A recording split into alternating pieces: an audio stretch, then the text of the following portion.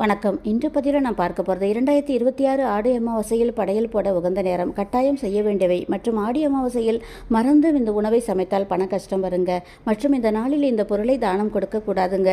அது என்ன என்பதை இப்பதிவில் பார்க்கலாங்க. வீடியோவை ஸ்கிப் பண்ணாமல் பாருங்கள். எங்கள் அனைத்து பதிவுகளும் தங்களுக்கு கிடைக்க சப்ஸ்கிரைப் என்ற பட்டனை கிளிக் செய்யுங்க. ஆகஸ்ட் 12ஆம் தேதி புதன்கிழமை ஆடி அமாவாசை என்று படையல் போட உகந்த நேரம் நண்பகல் 12 மணியளவில் மதியம் 1:30 மணிக்குள் படையல் போடுவது மிகவும் சிறப்புங்க.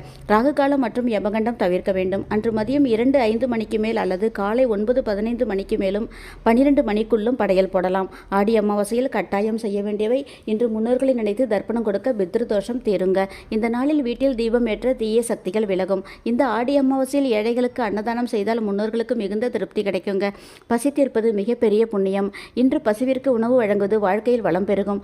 ஆடி அமாவாசையில் வெங்காயம், பூண்டு, கிராம்பு சமையல் சேர்க்கக்கூடாதுங்க. அப்படி மீறி சேர்த்து சமைத்தால் அது முன்னோர்களுக்கு போய் சேராதுங்க. அசைவ உணவு கூடாதுங்க. பரங்கிக்காய், பாகற்காய், வாழைக்காய் சமைக்க முன்னோர்களின் பரிபூர்ண ஆசை கிடைக்குங்க. ஆடி அமாவாசையில் மறந்தும் இந்த பொருளை தானம் கொடுக்கக்கூடாதுங்க. தெரியாமல் செய்தாலும் தீராத வறுமை ஏற்படுங்க. அது என்னன்னு கேட்குறீங்களா?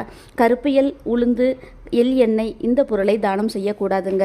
கொடுத்தால் சனியின் தாக்கம் ஏற்படும். கேட்டதை கேட்டபடியே கொடுக்கும் அதிசக்தி வாய்ந்த அகத்திய முனிவர் நமக்களித்த 2026 ஆடி அமாவாசை சோடசக்கல நேரம் என்ன என்பதையும் இந்த நேரத்தில் செய்ய வேண்டியவை என்ன என்பதையும் என்னுடைய நெக்ஸ்ட் வீடியோவில் பாருங்கள். எங்கள் அனைத்து பதிவுகளும் தங்களுக்கு கிடைக்க சப்ஸ்கிரைப் என்ற பட்டனை கிளிக் செய்யுங்க.